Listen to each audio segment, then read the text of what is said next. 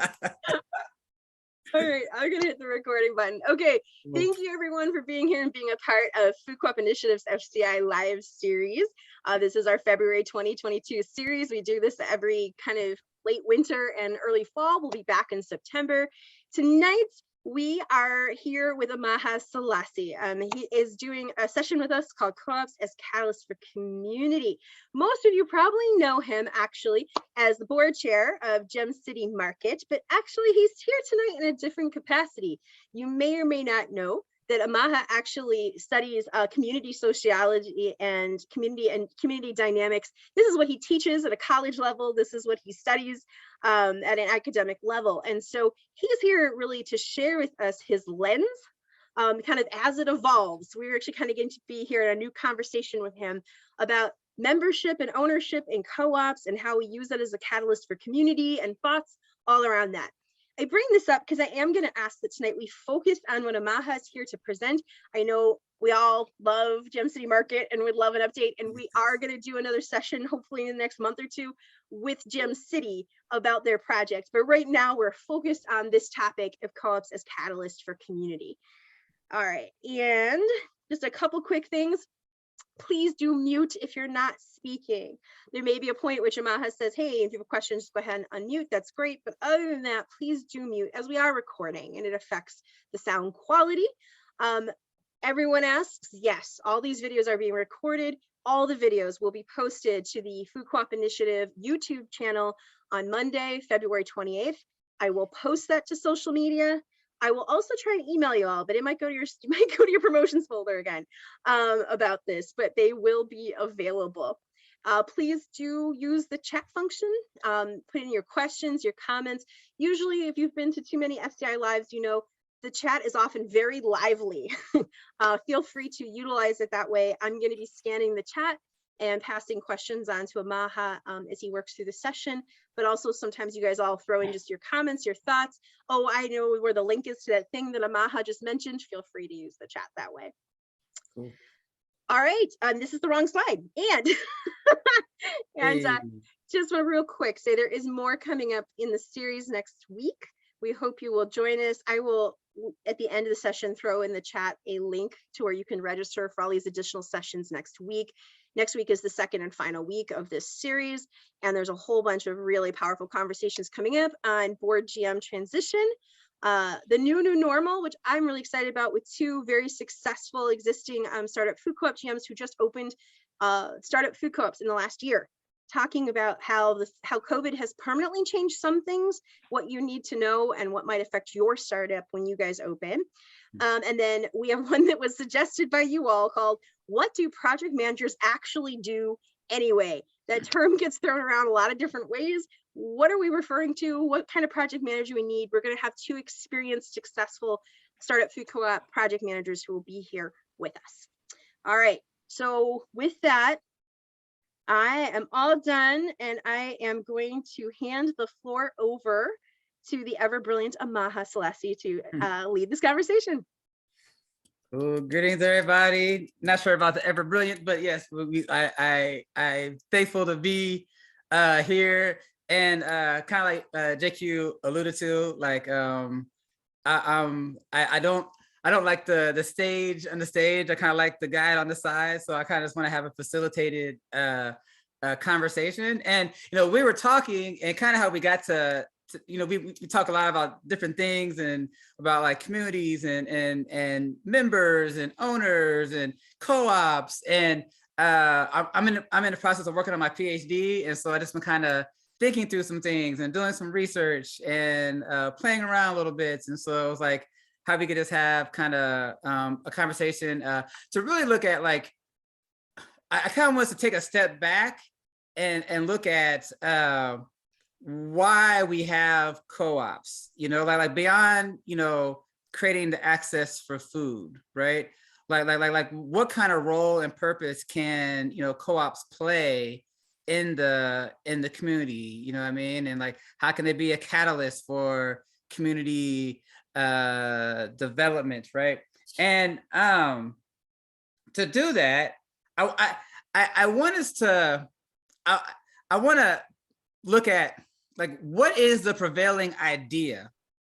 Not on co-ops, but in our community itself, right? So like our communities, let me back it up. Buckminster Fuller has this quote, and he says that instead of, I'm paraphrasing, but instead of tearing down the old structures, right? How do you build something new that's so compelling that it makes the old obsolete, right? So like that to me, like is my marching order. Okay, like how am I being that compelling, right? Like how am I emerging that compelling? How am I being an invitation into that compelling, right? And so to get there, I'm starting to look at like what are some of the prevailing ideas, and what do I mean by that is that what are some of the underlying assumptions in our community that governs how we think, act, and relate to each other. You know, like what is the paradigm? You know, and I'm gonna need you all to mute. I'm trying to find who's not muted. I think it's a there we go. Got it fixed. Sorry, go back. It's all good. So kind of looking at what is a prevailing idea. So I'm a sociologist, I get nerdy. And so systems or structures are actually ideas that we put resources to, right? So I have an idea, doesn't have to be real even, right? But if I leverage my resources to it, I can try to manifest it in the physical world. And, the less real it is, the more I have to do it to keep it, you know what I mean? But, I can still use my resources to do it, right? So like, oftentimes, in our communities, there's these assumptions that we're building things off of. And so I want us to look at that, right? Because I think that's where the compelling is at, right? Like the way things are now, the lack of an alternative is based upon certain assumptions, right? And I would argue it's independence, right? This notion that, I am myself, you are you, you know what I mean? We don't have a shared future, you know what I mean? That like somehow we're just moving in this thing, right? But I think the actual underlying thought when we're talking about co-ops is interdependence.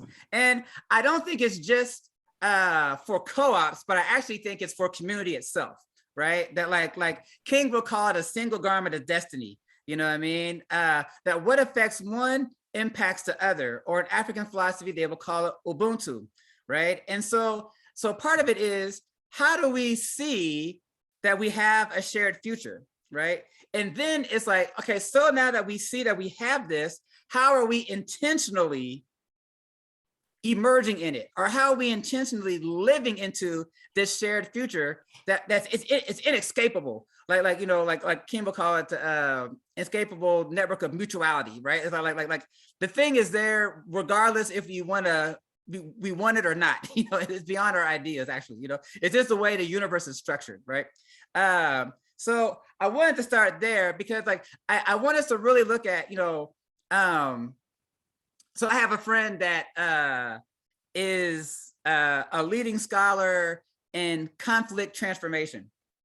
And she said something to me years ago. Yeah, Majagan, exactly. She said to me years ago that really stuck out to me. She was like, Amaha, you would not believe how much conflict is in the conflict transformation field.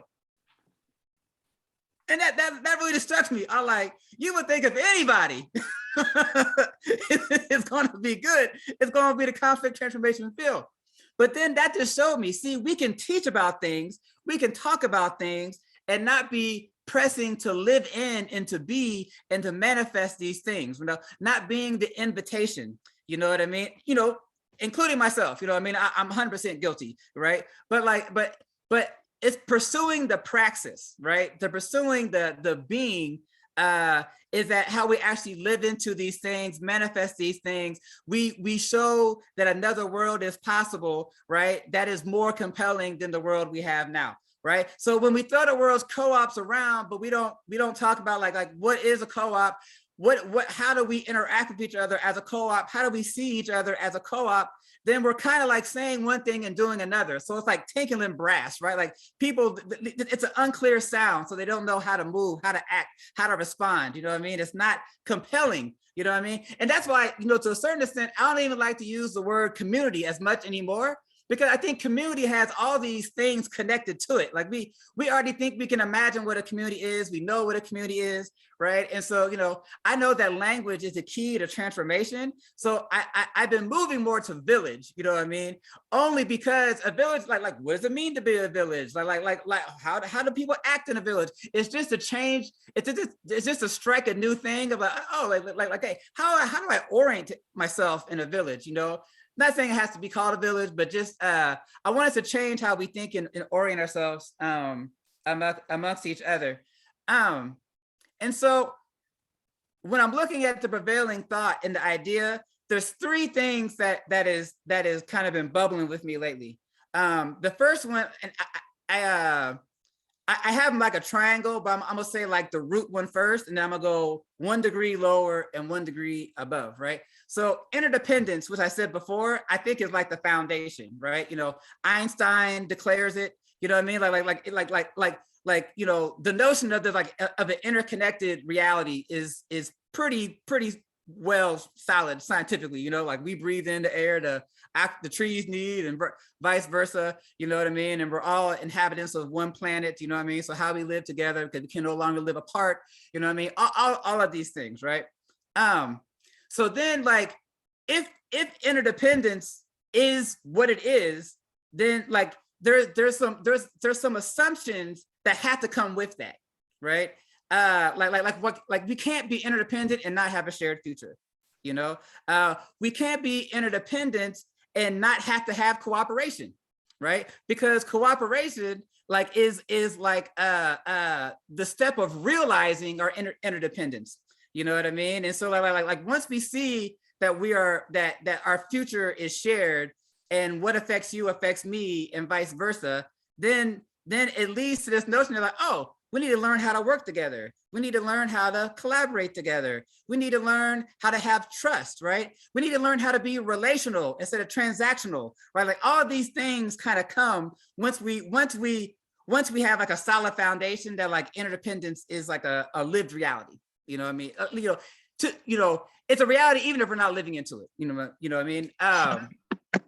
And then so that's kind of like what I see as like a fruit.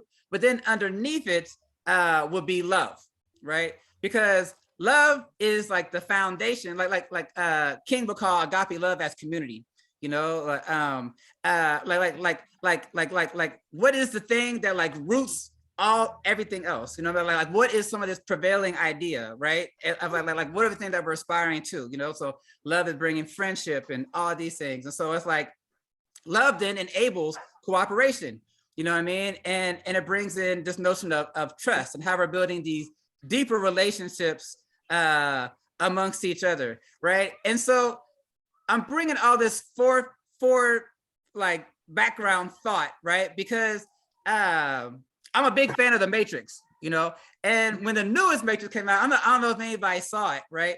But like they had these different matrices, and it was really like different ways they structured ideas. You know what I mean? And it really showed me that like the shift is really about like what are the ideas that we're living into amongst each other, right? And that again leads to food co-ops for me, right? Because food co-ops can be a welcoming table. You know, like what is a geography where we can live into the idea of a beloved community, right? Where is a geography where we can bring people together across differences of gender, race, class, age, and sexual orientation, and live into the notions of how do we acknowledge the dignity and worth of every human being, right? Like how do we create these type of spaces? Okay, so that's kind of like some of the background. Let me pack it up. Okay, I talk too much. Like any thoughts, comments, anything anybody wants to say?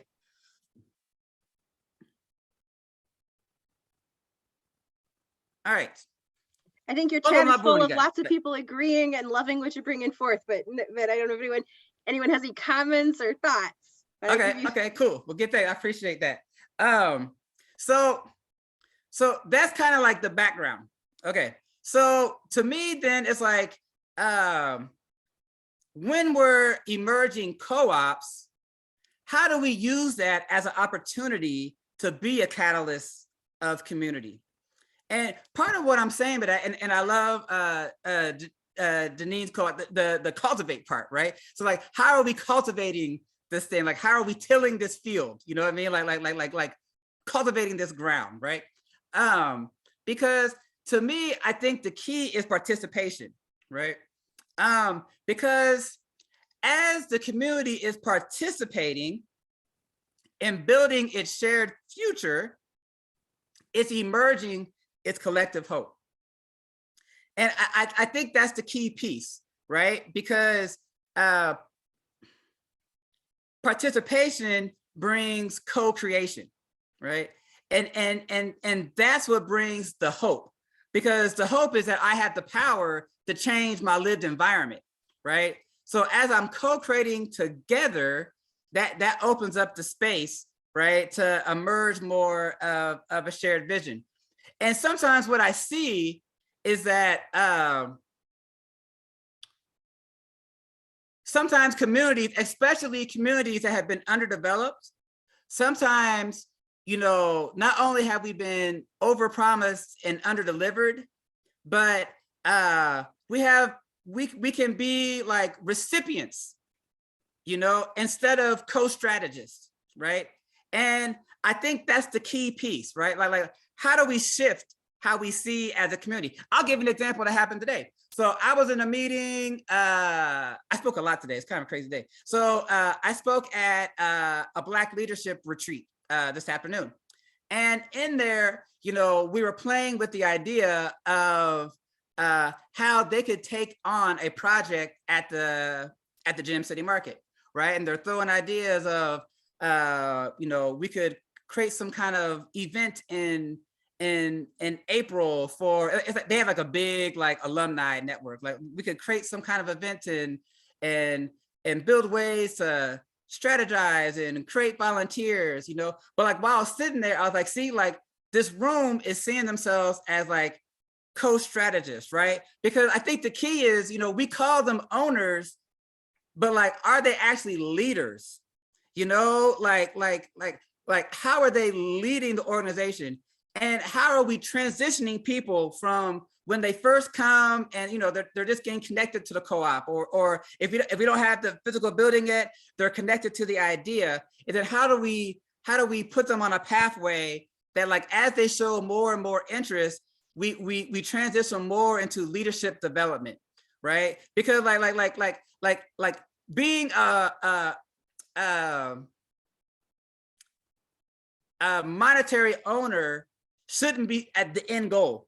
You know what I mean? Like to me, like that's just someone, okay, now I've shown I'm committed, or I have some type of commitment. I got some skin in the game now. And now it's like meeting people where they're at, right? And giving them opportunity, you know? And the process can be longer. And I'll explain what I mean by that in a second. But like it bears more fruit, right? So like, it's almost like a slower process that can actually quicken and accelerate later on. So like when we started Gym City Market, one of the first things we did was, you know, after we did a survey and people said they wanted to do it, we named, we had to name the market, right? We didn't name it ourselves. We put it out into the community, right? It was this whole dialogue process of determining what the name is. So then, and then when we heard it, we put it back out there, you know, and Rachel DV, who's on the call, she helped make our first t-shirts and logo. And, you know, it was this process with the community, right? And so in that, the community saw their ideas being put to reality. You know what I mean? Like, oh, we did this. We didn't just receive it, but we participated in the process, right? And then, you know, as we're doing the architecture, you know what I mean? We put it out to the membership, and the architect went around to all these different places, and everybody, you know, gave their input on the drawing. And I know I said the story 1,000 times, but it always sticks out to me that you know, we only had bathrooms in the front, and we had our health clinic in the back, and someone said, so I'm supposed to take my urine sample and walk it past this produce section into the health clinic. We're like, oh, hadn't thought about that. So we moved bathrooms into the back, right?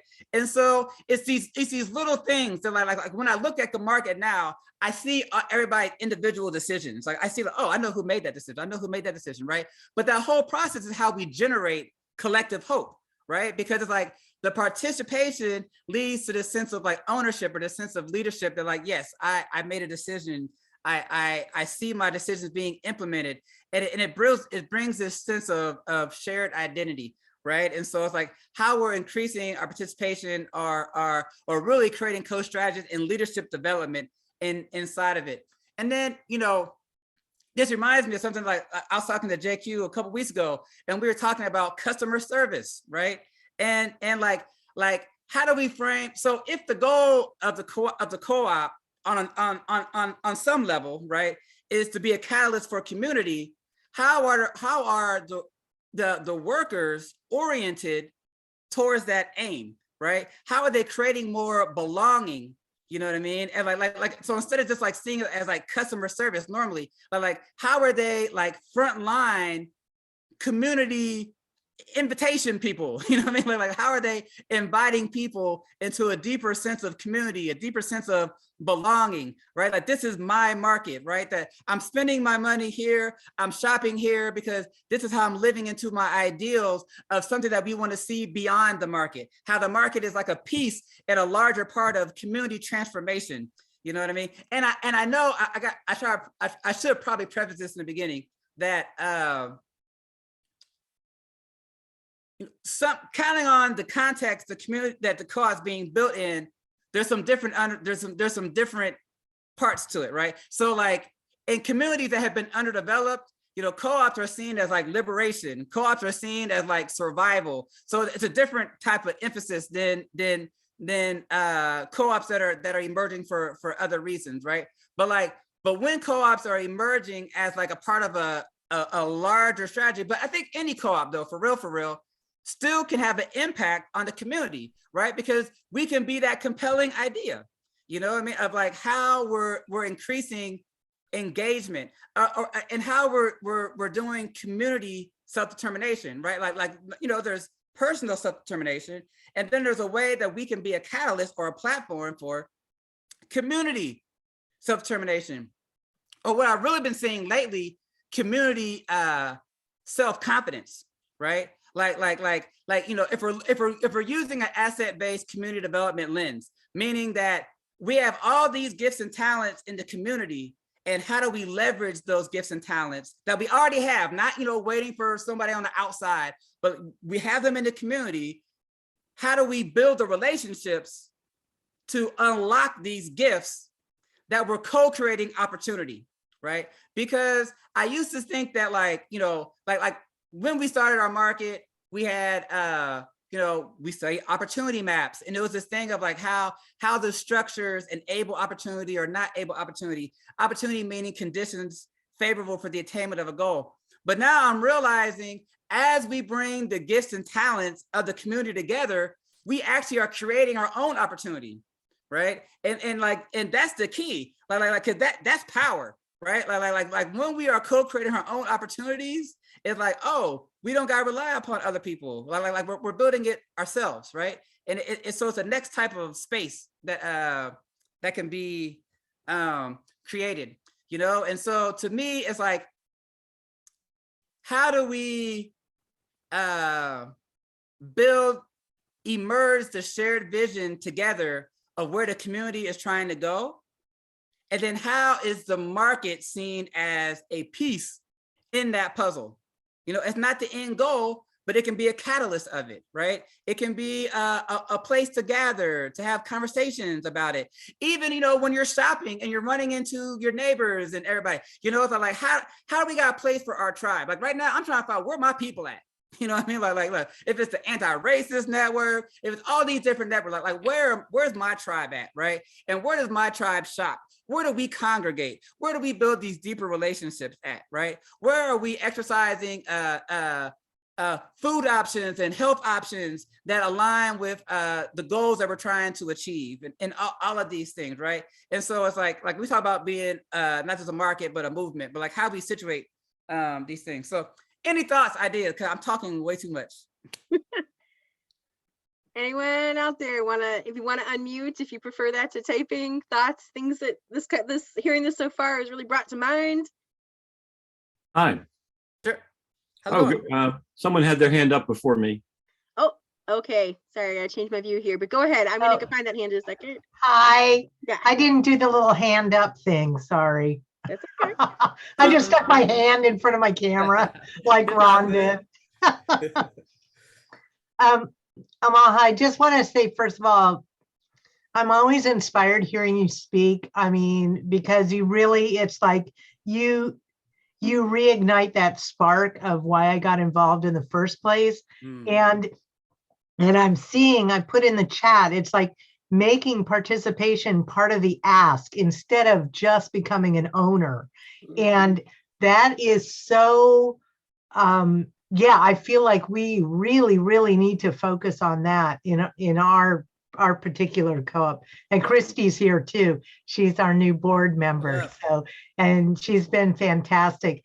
We've been, I'll be honest, we've been struggling as a board. We're, but we're dedicated and we're persevering. So, but we realize out of this struggle that we really need more owners participating, because we can't do it all at all. And we want the owners involved because, so I'm just curious, to make a long question short, what would you estimate is the percentage of your owners that are really actively involved in the co-op? Just for like a bar, I would say it fluctuates. Okay. Since opening, I would say it's not as much as it was before we opened, actually. And that's actually how I understood why it's so important, because it was like sometimes you do a thing and you don't realize what it is until it's not there anymore. And then when we saw it not there, like, oh, this was part of our sauce, you know what I mean? And so it's a learning. And so something that you said that I wanted to touch on, then I think Ron had a question. So I noticed you said that we need owners, but we need to ask them to participate. I actually think it's a little bit of the opposite, right? So it's, so part of it is, how do we trust the people, And so it's like, so instead of saying, hey, we want you to participate, it's not an ask, it's more of like being demand driven. How, like, creating the space for people to participate and creating space for them to take ownership, right? Or to ask how I can be involved, et cetera, et cetera. It's a little bit of a difference, right? So, like at one point we had a cornhole team, you know what I mean? Like I would have never thought we had a cornhole team, but it was, people came together and they're like, hey, we want to create a cornhole team and use Gym City Market as our thing. Like, oh, great, go for it. You know what I mean? And so like, how do you trust the people? You know what I mean? And so part of, I think, is like helping them see themselves as leaders, which is hard, right? Because it's like, they're coming into a thing and they don't want to step on people's toes and this, that, and other. So like, how do we develop that trust, right, to enable them to go out there? You know what I mean? So it's kind of like you got to decentralize it a little bit. You know what I mean? To allow them to flow and catch their rhythm, you know what I mean? And bring in their people. Like, I got a student right now that's on fire for the market and she's coming up with all these different ideas and this and another. Let her go with it. You know what I mean? And so it's like, how do we trust the people more? You know what I mean? It's something that we all got continuously live into and learn into, right? And so like, even when I'm thinking about innovation, right? Like they say that when you're building, they did a study of Broadway plays, and so they had people that were together and they made a successful play, and they're like, hey, let's make another play. You know, we got this mix, right? And so what they found over time is, you know, that group that has successful plays, after a while, their success would wane if they didn't bring in new people with new ideas to connect with the old. You know what I mean? And so it's like this dance. You know what I mean? Of like how Yes. how like there's things about our culture that works. You know what I mean? That and then there's new ideas. There's new ways to like activate it. You know what I mean? And so it's having that new and the old together. You know, like building that type of trust that enables like the most creativity and the most success. You know.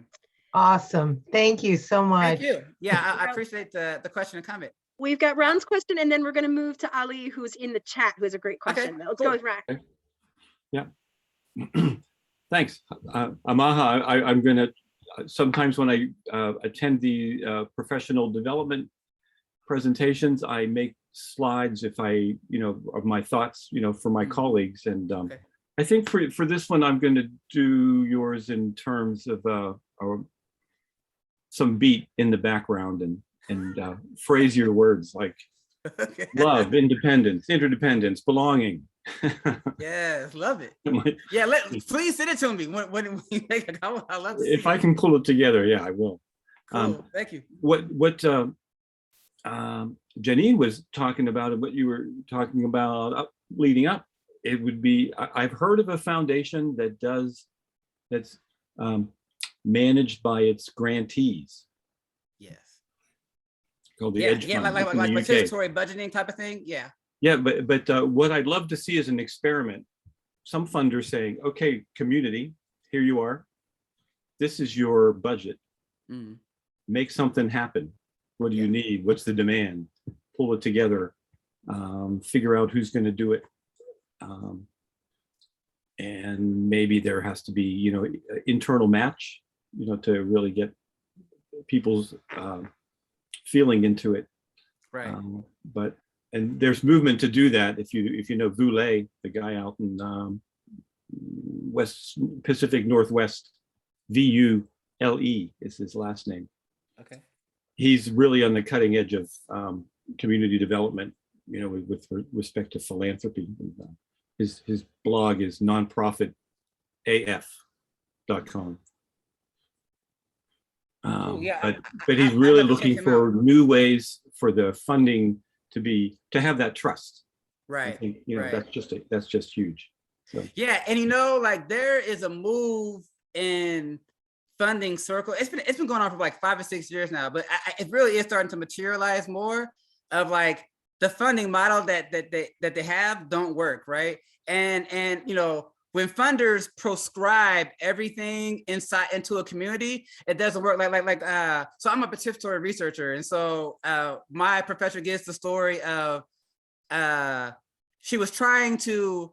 There was someone trying to looking at a spider web, and they're like, I wonder if I could add thread to the spider web. And so the first time it was like it was this wonky little thing, and so the spider automatically just cut out that part of the web and then kept building, right? And then it became like this challenge, and she used different type of string and different viscosity and all that. But every time the spider denied it because the spider didn't create it, right? And so it's like the key to funding is, it has to be co-created by the community itself, because, like Ella Baker knows or teaches us that the people closest to the issue know it most, right? And strong people don't need strong leaders, right? And so it's like, how are we building these things like from the community needs, from the community's perspective, and how do funders then do that? So like, I'm big into participatory budgeting, you know what I mean? And we got a project in Dayton that's emerging that is kind of doing a broad experiment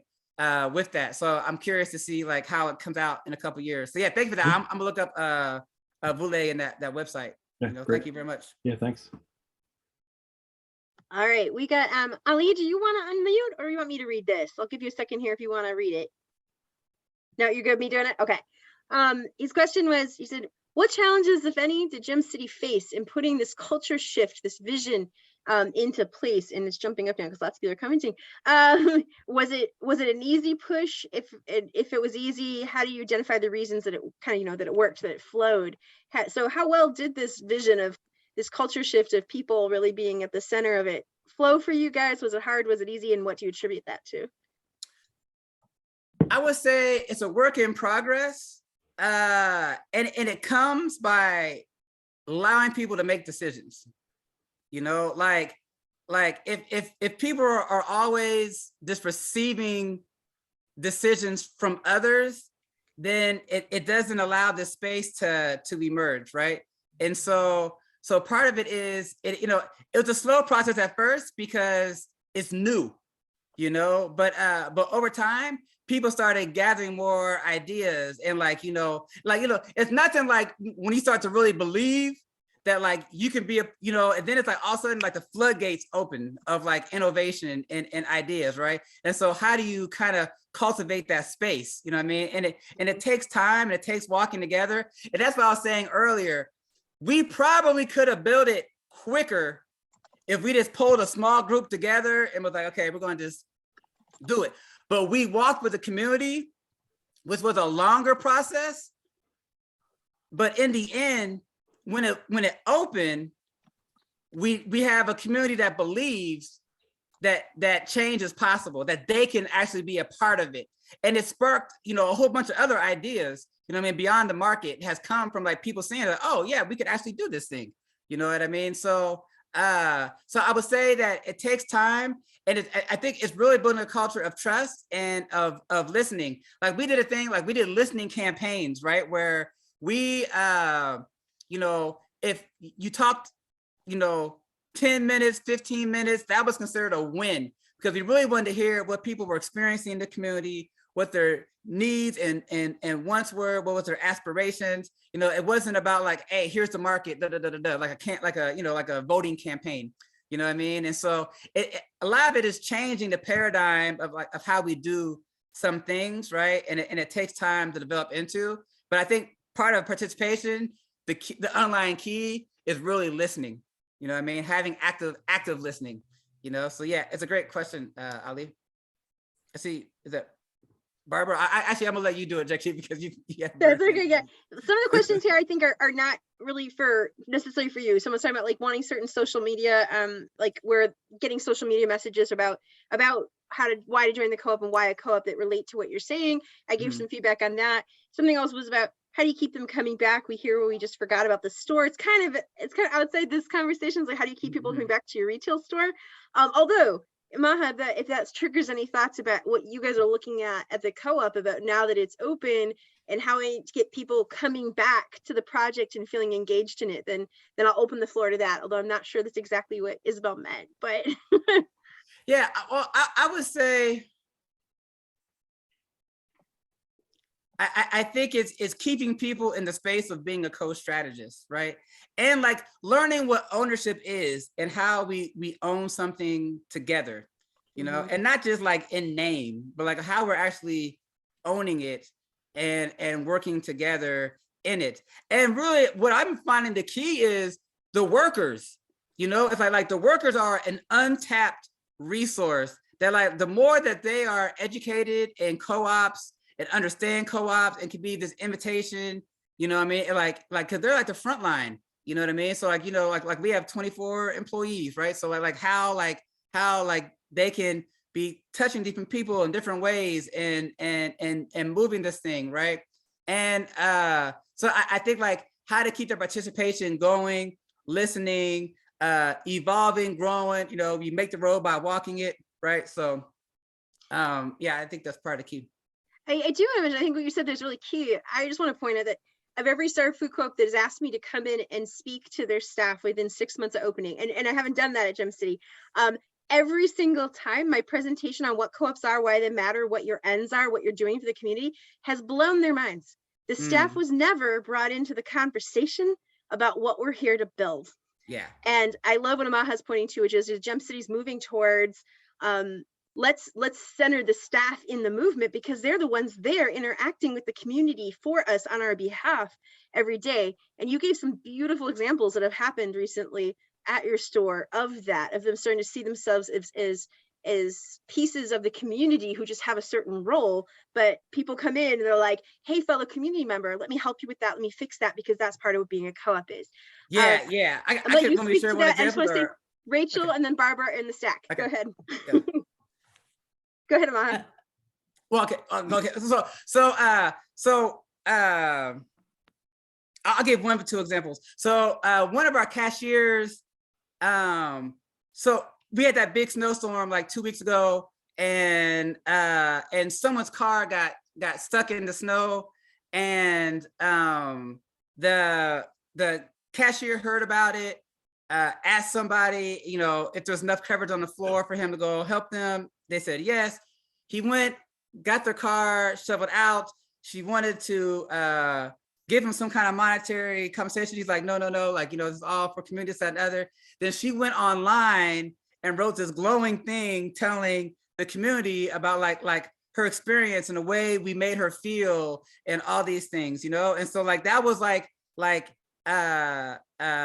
was our cashier really like seeing the vision and like his role in it, you know? And I'll put it out here. I think like when we're transitioning from the organizing part to the operation part, like we talk a lot about like the transference and the governance and all these things are important. But the other part that we can assume is that like people that were walking and had this certain culture that was being generated, how we build that idea of co-ops with the people that are actually occupying and working and activating the co-op, right? And that like what you're saying, JQ, like, so 6 months later, you know, like they're receiving something that was built without understanding some of the underlying dynamics of it. And so they can't fully situate themselves into the moment because of the lack of like co-op education. You know what I mean? And so like, it really is a critical piece, because we're all relearning, right? Like how co-ops work, you know? Love that. Rachel? Hello, I'm Rachel DB. I was membership committee co-chair for Gem City Market while we were organizing, and interim marketing coordinator up until open, just to give you where my perspective is coming from.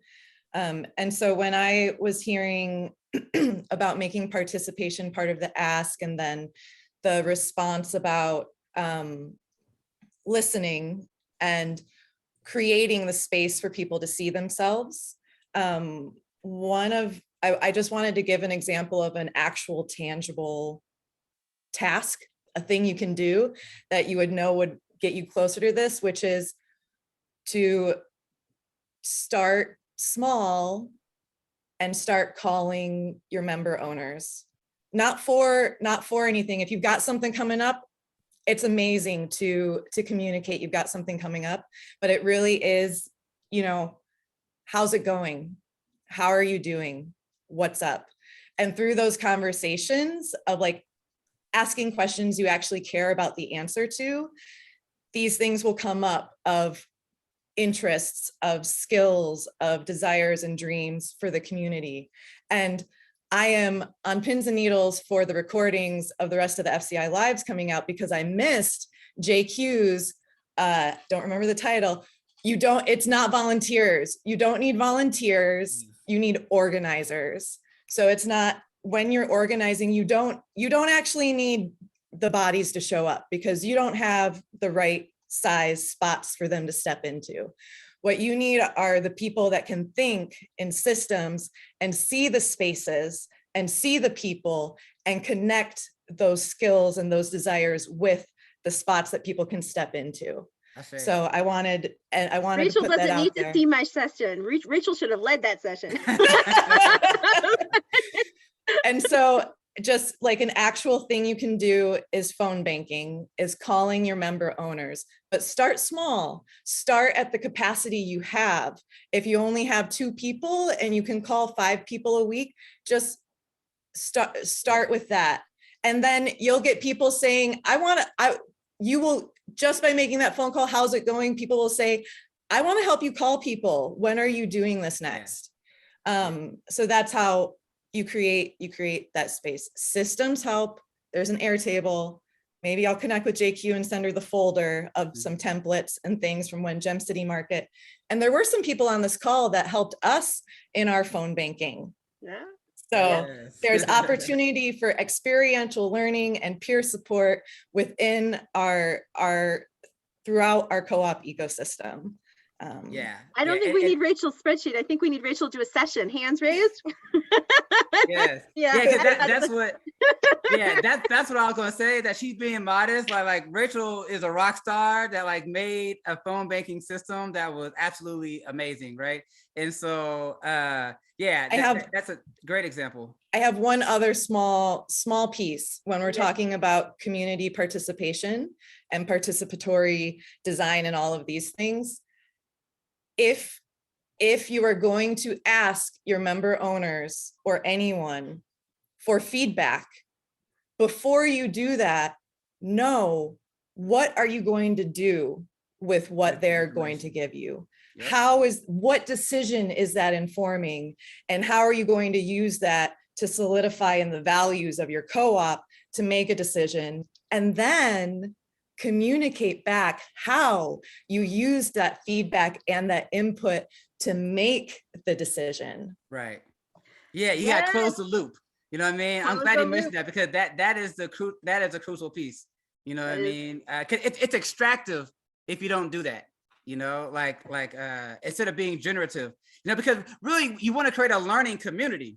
You know what I mean? Like we're making the road by walking it, and we're learning together, and we're practicing together, and we're experimenting together. And so it's like having that loop is super important. Thank you for bringing that in, Rachel. Awesome. Thank you, Rachel. Barbara, you've been waiting patiently. What do you want to share with us? Well, so actually I have a question for Rachel. So the people that were working on your phone bank, were they member owners in general? Were they board members?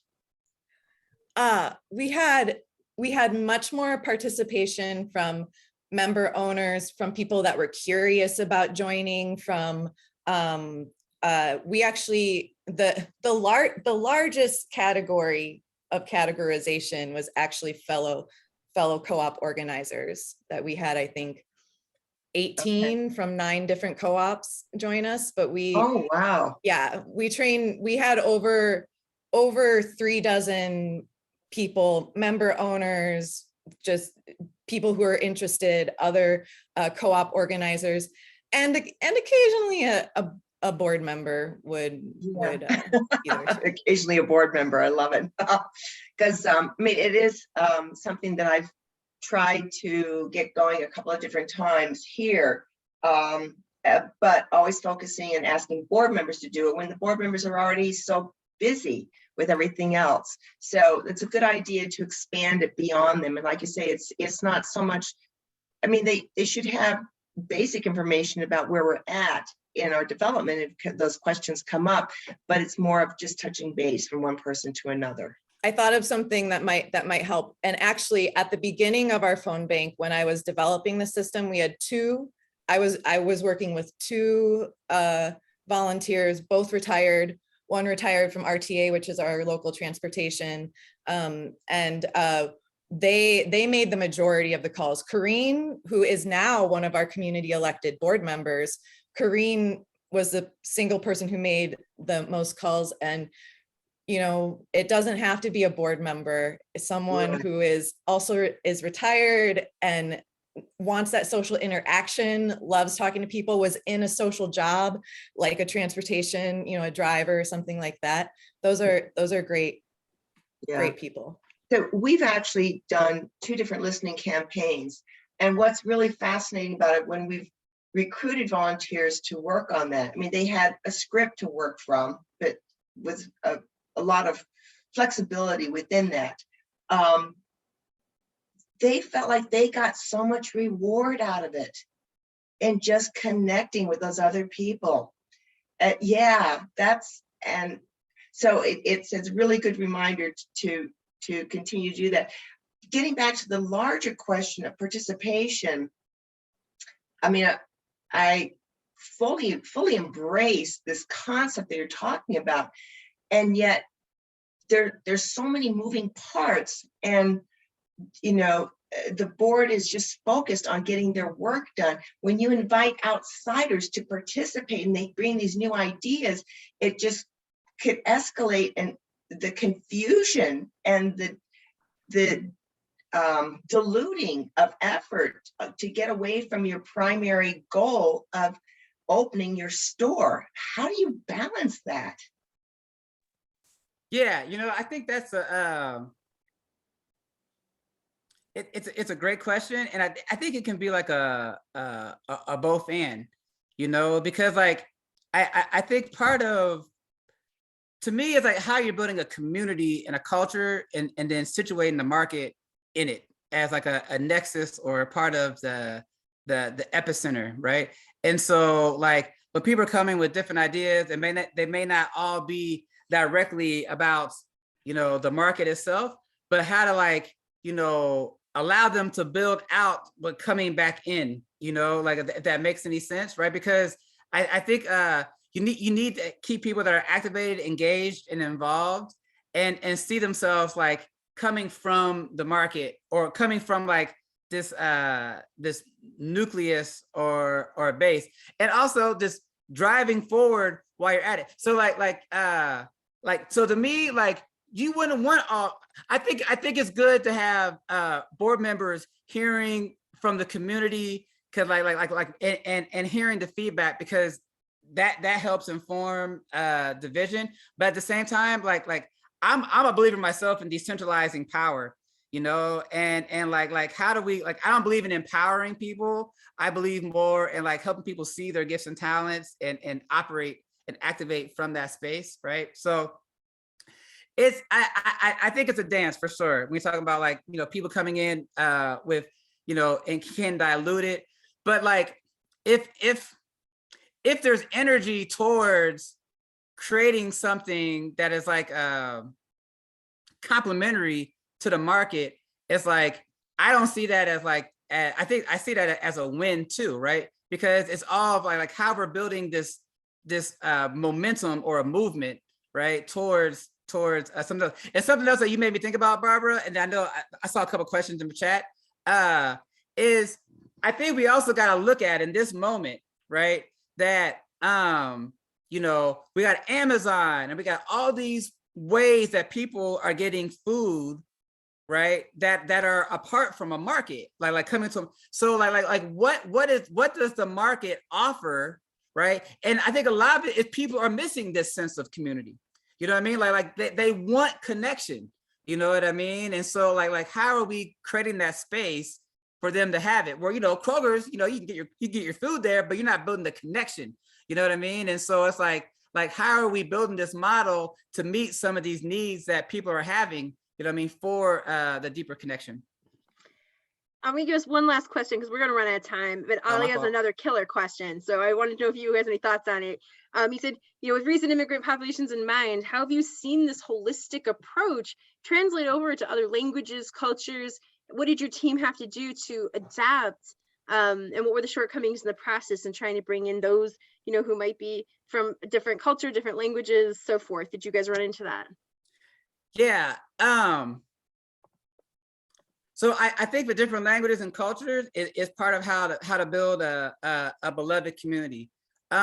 One thing that we tried to do is translate some key phrases and things into different languages to meet different members of the community.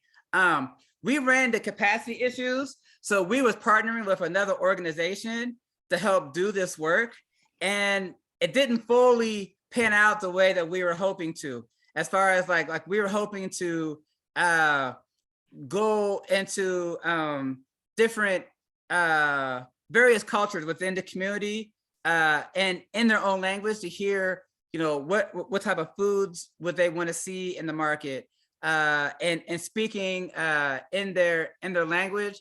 And we had some hits and misses because we didn't have the capacity to hold the space, right? But it really is an important piece, like to be welcoming, you have to be welcoming in various languages and various cultures, and having various products. And that's why I think you need, you know, you need voices of the community, and even having a roundtable with people from different cultures that can come in on it. You want to say something, Rachel? Yes. Another, so community, there are people who are active in community. In Dayton, we have people who you go to an event and it's the same people that you see at event and event and event. There are people that cross, that are operating in multiple circles. So who in your community, who that you're connected to is already active, already part of the community. So it's not an other, it's walking with, building with. Where are people already grocery shopping? What do they have? What are on those shelves? What's selling at those grocery stores? So it's, you know, there are ways to, again, organizers. There's an organizer that Jan, the other person that did the majority of our calls, is now, always was active with the Peace Museum, but is also taken an emerging leadership role with our immigrant organizations. And that was already part of her passion. She was already interested in co-ops. So these, you know, aligned interests. But there's someone that is already part of these communities doing work. Who's already doing the work? So I'm going to ask him if there's any last thoughts you want to put in, because I'm going to wrap this thing up on time, because I'm going to respect Amaha's time. As he said, he's talked to God knows how many people today already. That's all good. Yeah, any last thoughts you want to wrap up with? Yeah, I enjoyed the conversation. Is there a way to save the chat? Because I heard some different things in the chat. Like I want to be able to go through myself. Yeah, I can send you the chat. You know, thank you for playing with me as we share thoughts and ideas. You know, and yeah, I what I appreciate about co-ops is that we're all learning together. You know what I mean? And so like I love having these dialogues that, you know, we have our own like learning community, and we're growing, and I look forward to seeing everybody, some are up and coming and at different events, right? And so yeah, so have a great night, everybody. All right, thank you so much to Amaha. We really, really appreciate it. And to Rachel, who I'm going to be calling about a session. Yes. All right, Cool. everyone, have a lovely evening. All right, have a good night. Stay warm. Good night. See you.